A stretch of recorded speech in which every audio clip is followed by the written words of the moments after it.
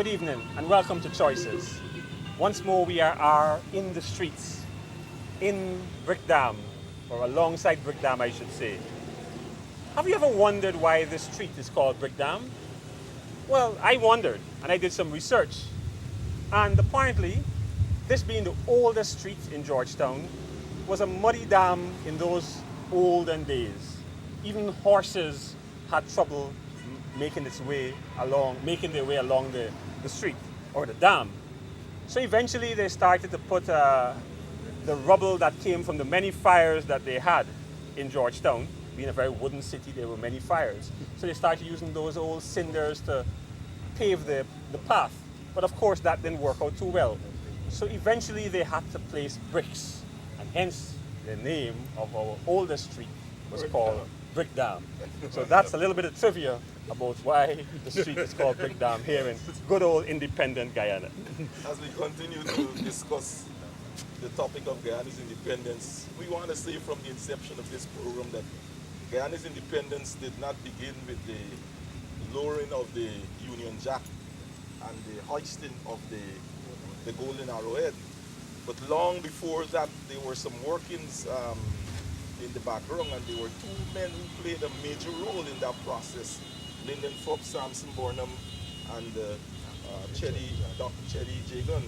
These two men withstood the British with their brilliance and really brought a kind of newness and life to this nation in terms of how we see ourselves, because they showed that they had the capacity to really lead this country away from the British, from the colonial rule. And therefore, we're standing here today as proud Guyanese people, knowing that we would have received that recognition because of the input that was made by these two men. And so, because of what they did, I'm sure independence may have several meanings to different persons.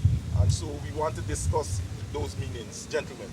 You know, you mentioned the Union Jack, Golden Arrowhead.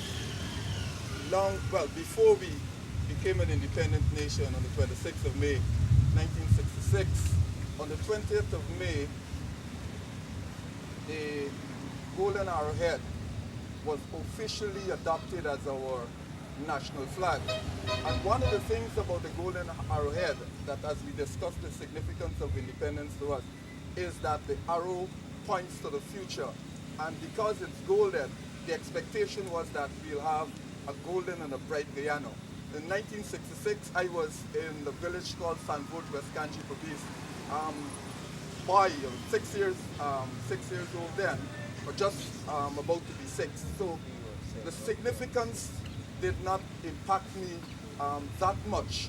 But I heard in the village, the older folks, how they came out in the streets, they sang.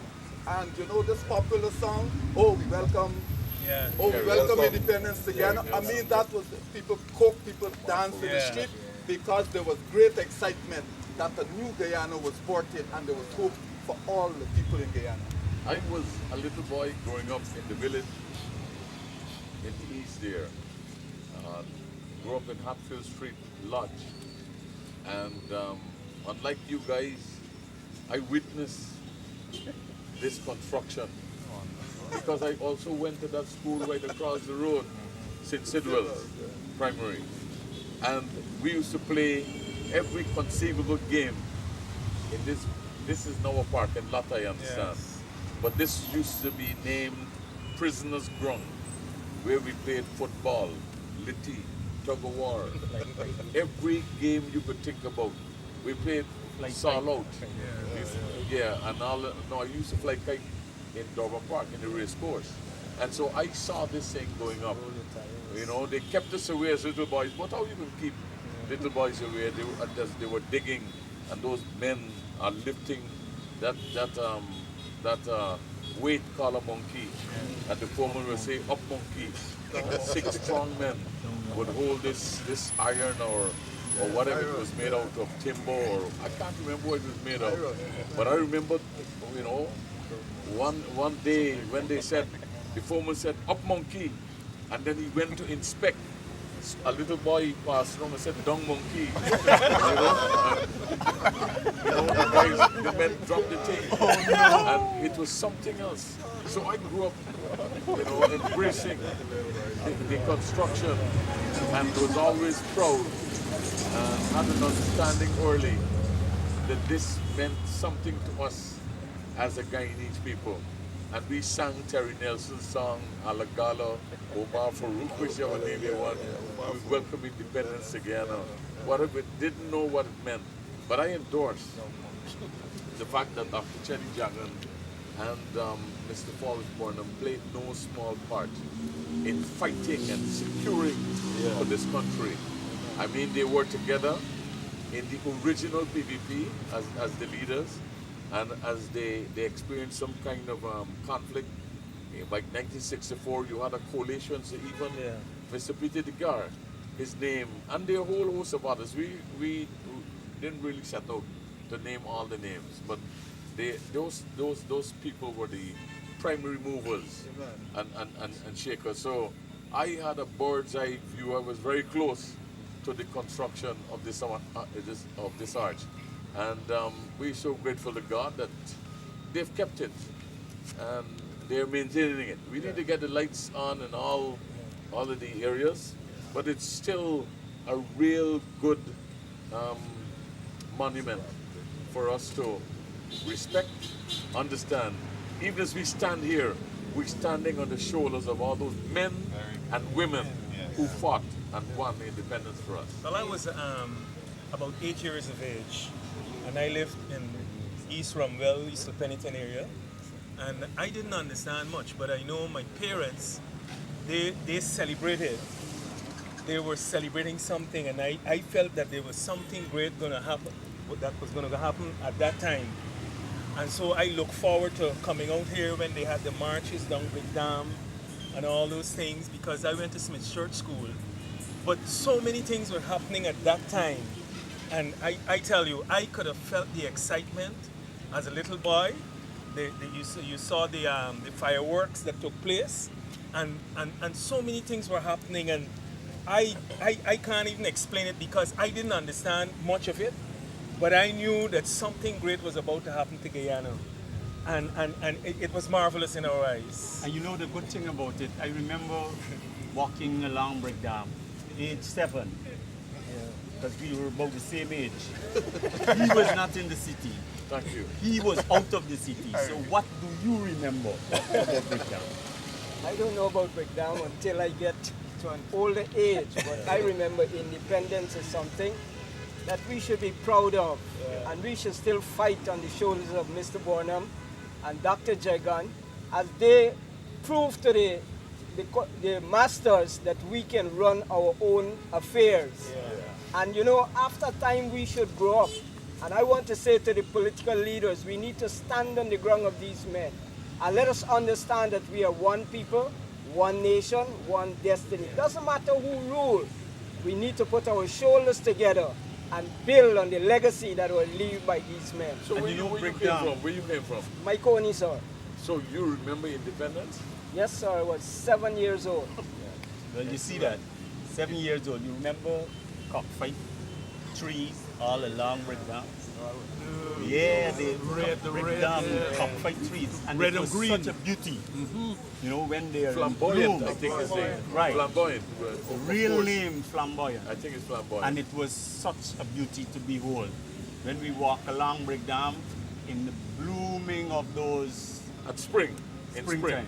right around this time, here we go. you will see it. And we see, why is it that something, I think, cockfight? The cockfight trees probably spur something, because we're fighting against one another instead of coming together and becoming one. So Tell let us us, about what independence means to you. well, Not the cockfight. independence means a lot. I have come to the understanding that being independent means being responsible too. And not only having your own way, but doing things the way God expects you to do it. So independence for me comes with responsibility. And you must be responsible for everything, including your life and the life of others around you. as you live in this world? Millie, you were just born. Yes, I was in the national park, so Born there? no. I was in the national park, so when they hoisted the golden arrowhead, yeah, they had a British soldier, and he was bringing down the Union Jack. And if you hear the people singing, "God Save the Queen," and then when it down, and Guyana flag, wonderful colors. Lieutenant Roberts Yes, was yes, the man who pulling up hoisted our flag. his flag like this, and the people singing and shouting. Bish, I kept peeping so all the time, because you know. You were not a soldier yet. No, not a soldier yet. Couple years after, but it was something else. So where have we gone wrong? I mean, if you ask me to reflect, I was a fetus. Okay, but I'm here 53 years after. I'm here, and the question I would like to ask, where have we gone wrong? I mean, these two men, along with the other architects, who fought for our freedom, and what have we done 53 years after? You see, I believe that somebody says that if you forget the past, maybe you're condemned to repeat it. But these two men did, I believe, two pieces of work brilliant. One put the West on trial, and the other had a destiny to mold. And it's required reading for all young people, just to see what is there and to provoke your own thinking, your own critical mind. So go and get those pieces of work and be a blessing to yourselves. You know, It I was like. an interesting question that Deacon Wesley asked. What way have we gone wrong from there? Because if you look at the symbols of nationhood, our flag, the coat of arms, they all pointed to the fact that we needed to work together Yes. for a great future. For example, the black streak on the golden arrowhead, it speaks about our resilience and our determination to forge ahead and to carve a bright future for this nation. So all the symbols of nationhood pointed to the fact that a glorious future lay before us. But where have we gone wrong?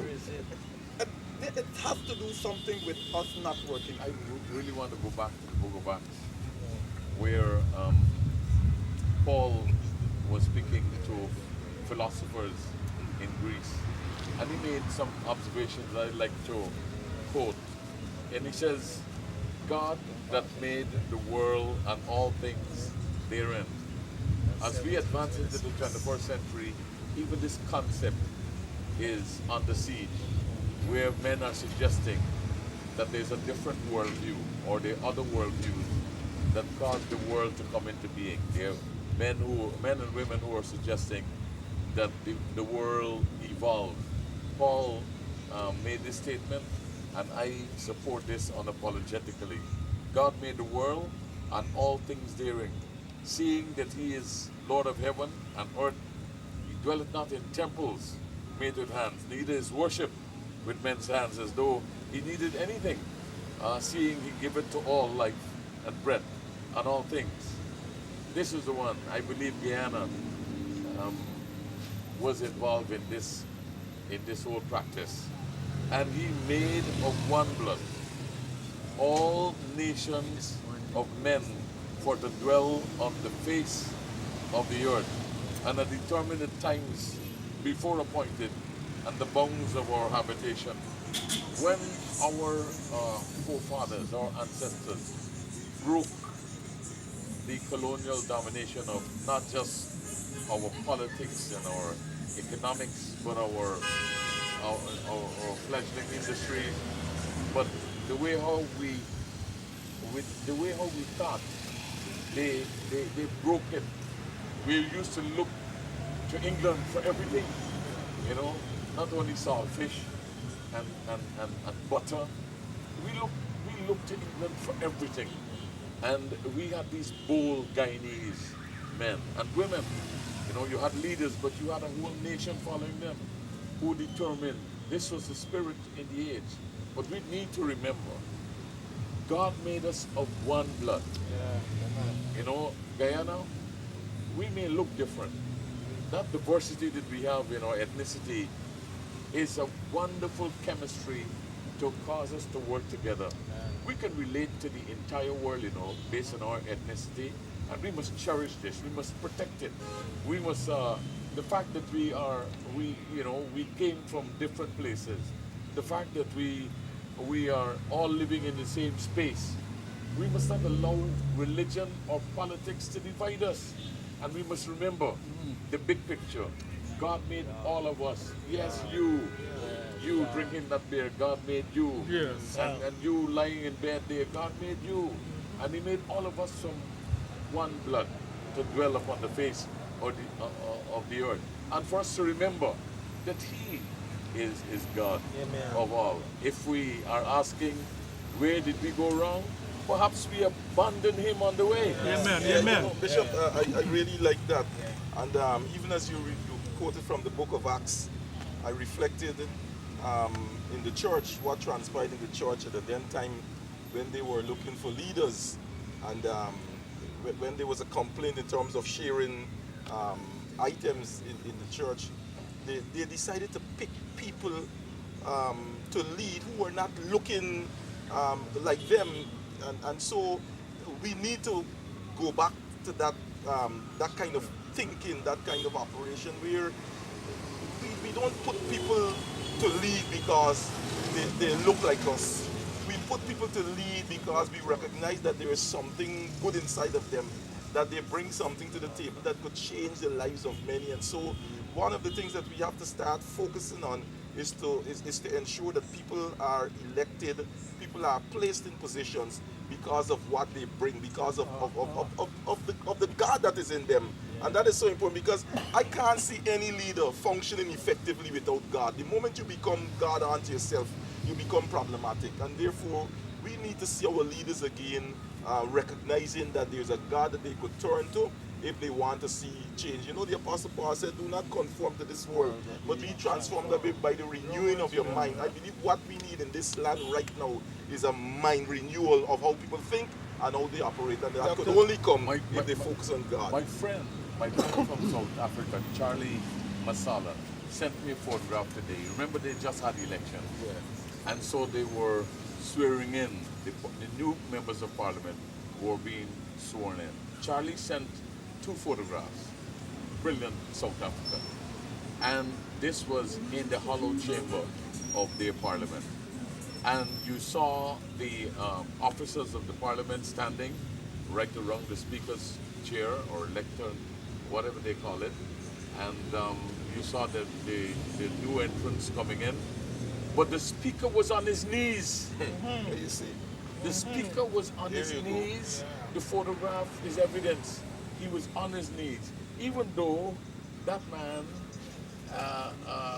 he was the authority in that room, he was demonstrated, I am submitting to greater power. Amen. And there was a time, you know, I remember Dr. Monroe, when he was alive, took me along with some other ministers to have a little fellowship with their Governor General. And the Governor General had a fascination with Guyana.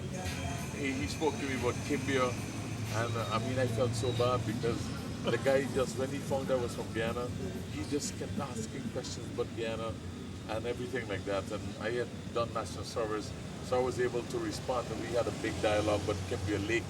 And he said he had dinner on Kimbia Lake and all. And he said, you know, when I was serving as Speaker of this Parliament here, there are days when I would go on my knees and I would ask God, help. We need to unapologetically return to those days. Amen. When our leaders were unafraid to identify themselves with their God. Bishop, again, you know, the last stanza of our anthem says, dear land of Guyana, to you will we give our homage, our service, each day that we live. God guard you, Great Mother. great mother, and make us to be more worthy our heritage, land of the free, our dependence, you know, in the coining of a symbol of nationhood. We recognize the importance and the dependence we ought to have upon God. A troubling sign for me is that too many of our politicians, they are awaiting an invitation to go to the house of worship. They are awaiting an invitation. There are some who go because that is their walk, that is their relationship with their Creator. We need to come to a place, irrespective of who you are, man. Let us return to that place where we acknowledge that we are free moral agents, but we are accountable to a higher power. Amen. So, and this is not the court in Trinidad. We are accountable to a God, like how they are also accountable to Him. Like all of us, one day we'll stand before the bar of God, and each one of us will have to give an account. Yes. And out of our relationship with Him, we must be able to go to the house of worship and glorify His name. I declare over this nation that we are a people of God. Our Bible says that in Psalms 33 and 12, blessed is the nation whose God is the Lord. A people He has taken as an inheritance. That might be my own translation. But we have an inheritance in the Lord, and we have to return to that place. Also, in a few years back, not so long ago, meetings, even meetings in the secular realm used to start in prayer. I was so amazed. I went to Antigua some time back, and even the minister was praying. Before the start of, at the opening ceremony, they will pray, and then they will play the national anthem. We are going to functions that are organized by the government, and here to start, okay, let us begin. Yes. Not even the national pledge. It has got to stop. We have to return to God, and we have to return to national behavior. Also, we have to protect the integrity of our independence, where you now have this whole notion of neocolonialism. The former master, or masters, they have reinvented themselves, and they've repositioned themselves as advisors, as counselors, and they are bringing all of their old bag of tricks, and they are somewhat helpful, but there is, if we are not aware, there is a subtle, well, not so subtle, imposition of their values upon us as a free, independent nation. We must naturally arrive through struggle, through argument, through negotiation, through debate, at whatever we need to arrive at in terms of the direction of our nation. We should not have somebody with a big stick behind us saying, this is the way it must go. This, no. Massa, day, done. We say that, right? Yeah, absolutely. Without We have to be very careful, very careful about that, because as we continue to massage the whole notion of what independence means to us individually, two portions of scripture came to mind. That same scripture you quoted, Dr. Messiah, in Acts 17:26, and also Genesis 1:26. It just confirms, independence, to my mind, confirms what God has already said about us. We were made in the image of God, and God has given us that authority to dominate the earth. And so, in every nation, God has gifted people.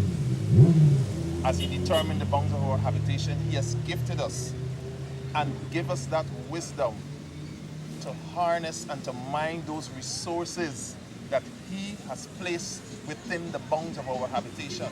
So we must be proud of that. We must be proud of where we were born and the time, because in Acts 17:26 He said he determined the times in history of the bounds of our habitation. So as a people, we need to understand where we're going and the reason why we're here, and so that we can fulfill that God-given purpose. There was a sensitivity that we had as children. Today I was told by a friend, a colleague, who attended a funeral, pretty tragic, but she said at the funeral of a young man whose family, they're from the business class, and they lost their son under tragic circumstances. I think he was shot or something like that, and somewhere in the East Bank. But this is the picture I want to share with us. We were, perhaps we still are a sensitive people. I was told that at the funeral, a 7-year-old boy came with a box of juice and he placed it on top of the casket or the coffin of the deceased. A family member, I'm just repeating what I was told, asked the boy, "Why are you doing that?" And the 7-year-old turned and said to them, "White boy, every day white boy used to give me a drink. Every day white boy," this is the man who died, they refer to him, he was clear of complexion. "White boy used to give me a drink every day. It's now his turn to get his, to receive his." And even when I heard it, it touched my heart that this young fella at 7, he had a relationship with this young man. And you know, people say all kinds of things, but it's amazing that the deceased touched the lives of young people in a positive way. We have never been a nation of ungrateful set of people. We are people filled with love. You go to visit the family, and if they don't have anything to offer you, they make some drink. They make swan. They get something. Some, as we say, some buns. Or something like that. We are very hospitable. And so from this seat here in Brickdam, we want to wish all of you an independence that we will deeply reflect on, and we will submit to the Lordship of Jesus Christ. God bless you.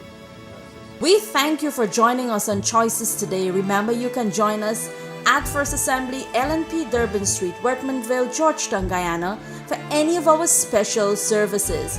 I'm Celacia on behalf of the set, reminding you that your whole life is the sum of your choices. God bless you.